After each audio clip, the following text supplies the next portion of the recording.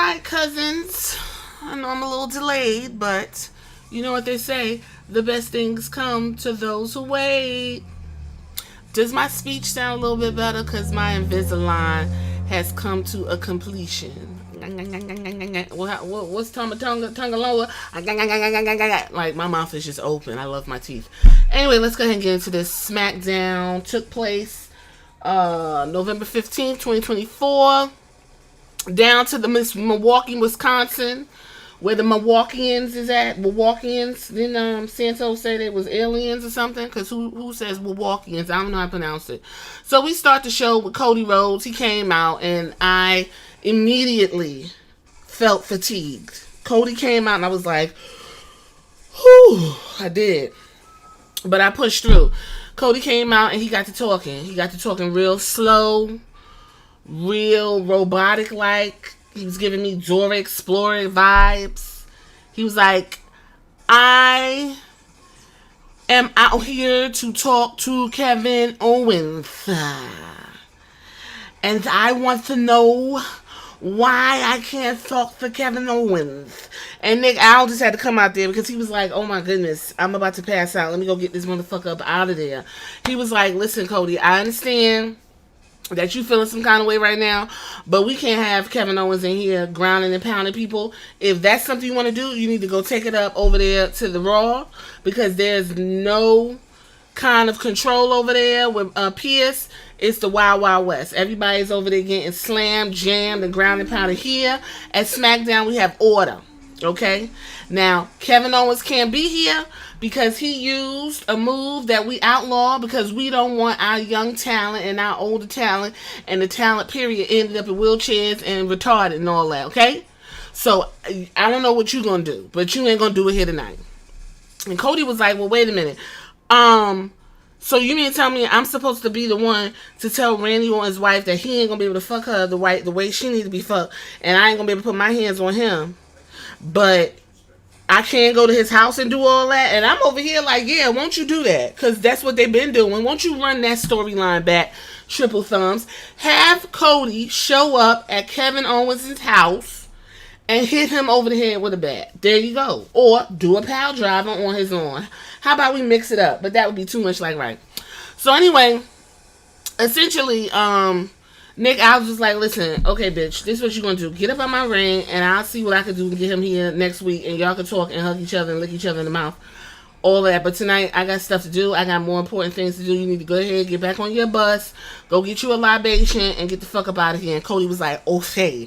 And that was the end of that. Then we saw Jimmy and Jay and Sammy talking about basically that they still looking for a fifth member or whatever. And Sammy was like, well, I think I got an idea. Okay, let me see if I can get this. I got somebody. Let me see what I can do with them. And Jimmy and Jay was like, whatever, man. Just go ahead. Jimmy said Roman told them to meet them down to the locker room, and that's where they on their way to. So we go into our first match, which is Bayley versus Candice LeRae versus B-Fab, which is the first round match in the WWE United States Championship for the ladies.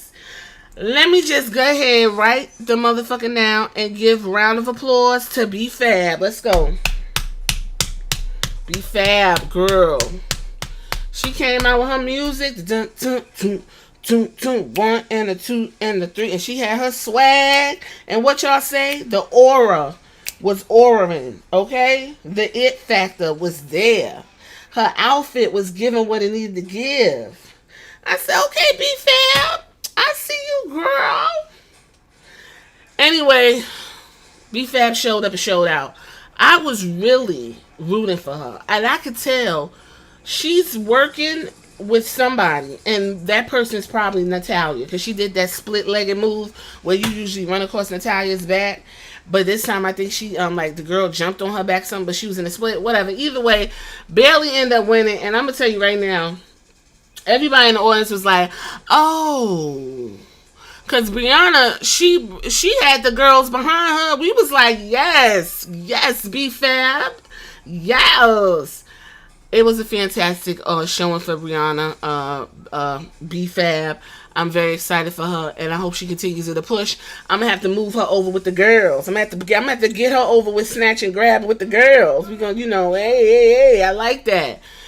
Candice was LeRae was in the match too. Anyway, moving right along.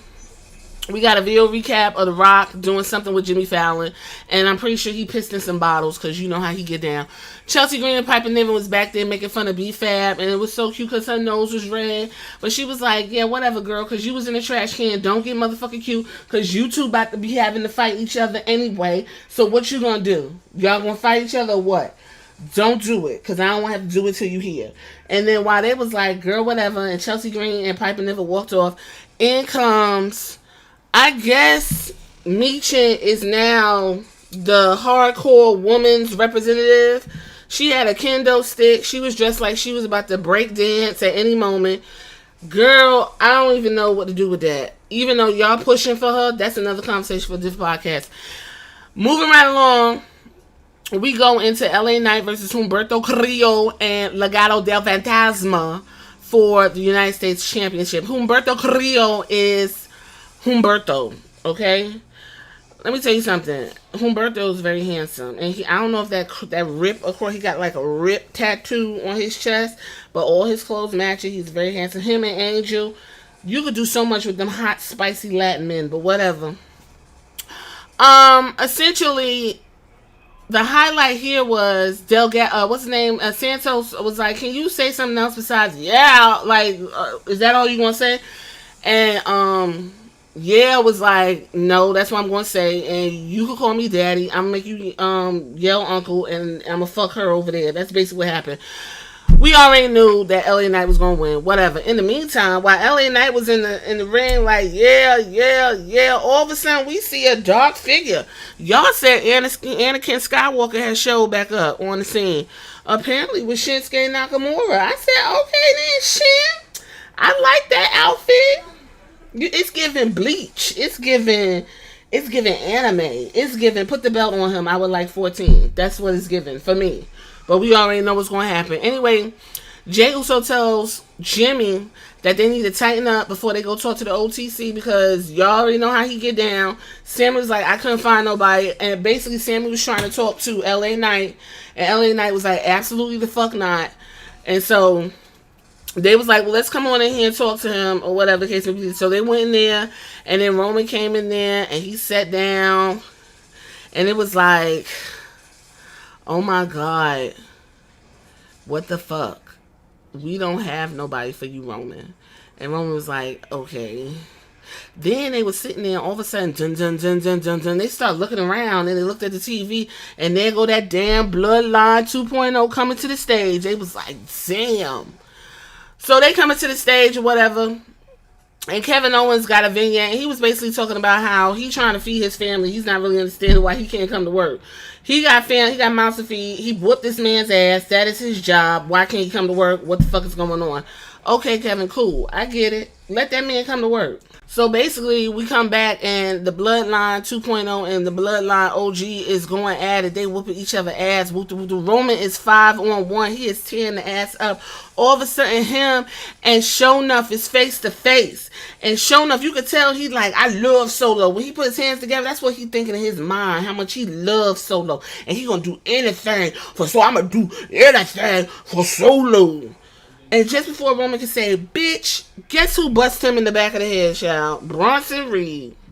I was like, okay. At first, I was like, but then I said, okay, Bronson Reed, he's ambitious. He got gumption. I see what's going on here. Bronson Reed went ahead and hit Roman in the back of the head, and then fucking Fatu did a springboard on him, splash, and the other guy did a tsunami, and Roman was out there looking fucked up, child. Fucked up. And Jay was like, can you make the call? Can you look how we looking? Look at you. Roman like come, can you call? That's basically Jay's like, can you call, please? Who's Jay talking about? We don't know. Maybe we'll find out eventually. So that is basically your War Games match has been sorted out for you. Then we move into the third match, which was the Motor City Machine Guns versus the Street Profits for the WWE Tag Team Championship. So the match is plodding along. You know, I don't like the Motor City Machine Guns entrance because it's like boom, boom, pew, pew, pew, boom, boom, pew, pew. I don't like that. But whatever. They wrestling and shit. All of a sudden, Tommaso Ciampa come in, interrupting motherfuckers, beating everybody up, and fucked up the whole thing for Street Profits. Because you already know this was supposed to be their time to shine. So while Tommaso going crazy or whatever, here come fucking, what's his name again? Dickface. Gargano talking about don't be doing that. And Tommaso pushed him, and Gargano clutched his pearls like, girl, why you doing me like this? And then they both left the ring or whatever. And by the way, Tommaso looks fantastic. His body is chiseled. His only problem is he's only 5'1". But as that was going on, the Street Profits got up and they was like, I can't believe this shit, man. This is crazy. And the Motor City Machine Guns was like, that's not our fault. We had nothing to do with that. And Angelo did what I would have did. He punched old boy in his mouth like, shut the fuck up. Ain't no trying to hear that shit. We was out here trying to do our thing. You got some shit going on with them and it's interfering with what we got going on. So y'all better handle that shit. I don't know what's going to happen. Anyway, Bianca Belair was back there talking to Naomi and letting her know, like, we ready to, hey, you gonna fight, you gonna win.